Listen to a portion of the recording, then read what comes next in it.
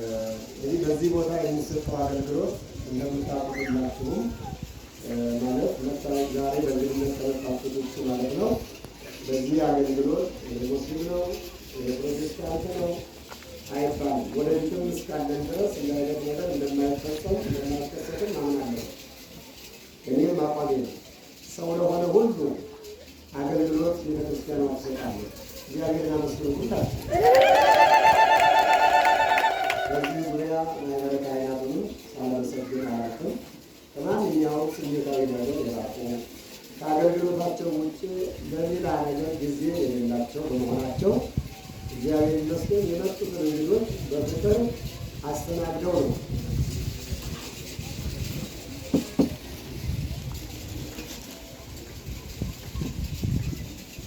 የሚሄዱት ማለት ነው። እንግዶቻችን ሁላቸውም በዚህ ከትዕግስት የበለጠ ሀብት ምንም የለም።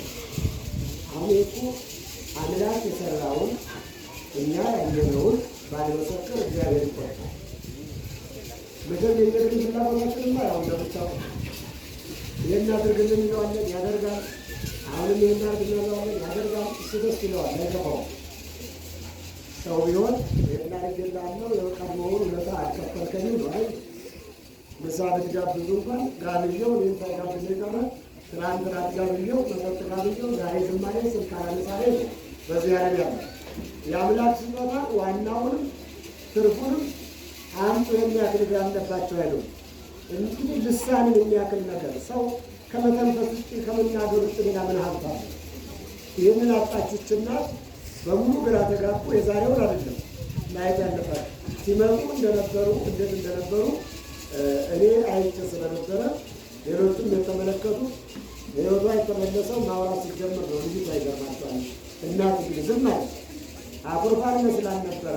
ነገር ግን ለካ ተቸግራ ነው። 3 ቀን እኔም ዝም አልኩት። በ3ኛው ቀን በስላሴ ስልጣን በእኔ አገልግሎት በአርሴማ ተአምር የተዘጋ አንደበት ተከፈተ። ከምስጋና በኋላ አምላካችን አይኑ ያየ ማለት ነው። እግዚአብሔር ሰይጣን ልሳኗን ዘጋ፣ በእግዚአብሔር ከፈታት። በጎጆዋ አርሴማ ክብር ምስጋና ይሁን አምላካችን። እንዲህ አይነት ተአምር 2 ጊዜ ነው የገጠመኝ። ይገርማቸዋል።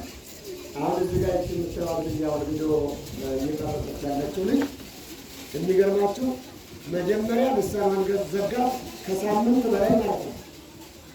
ከዛ ቀጥሎ ደግሞ አንደበቷ ሲከፈት አንድ እግሯን ሽባ አደረገ። በአንድ እግሯ ስትሄድ ጠዋት ማታ ትቻት በማግስቱ ስመጣ አንድ እግሯ ባለ አንድ እግር ሆና ጠበቀች። አያችሁ ያ ሁላ ፈተና አለፈ። ዛሬ ይኸው ለአገልግሎት ሰላም ሆና አግኝታ ጠላት ተሸንፎ በመካከላችን ቆማለች። ሰው በየቀኑስ ቢጸልይ በየቀኑስ ቢመሰክር ዋጋ አለው እንጂ ክብር ያሳጣል። ምን ተሰማሽ? አገልግሎቱን ታጣቁ ምን ተሰማሽ? በምትችይ ቋንቋ ተናገሪ።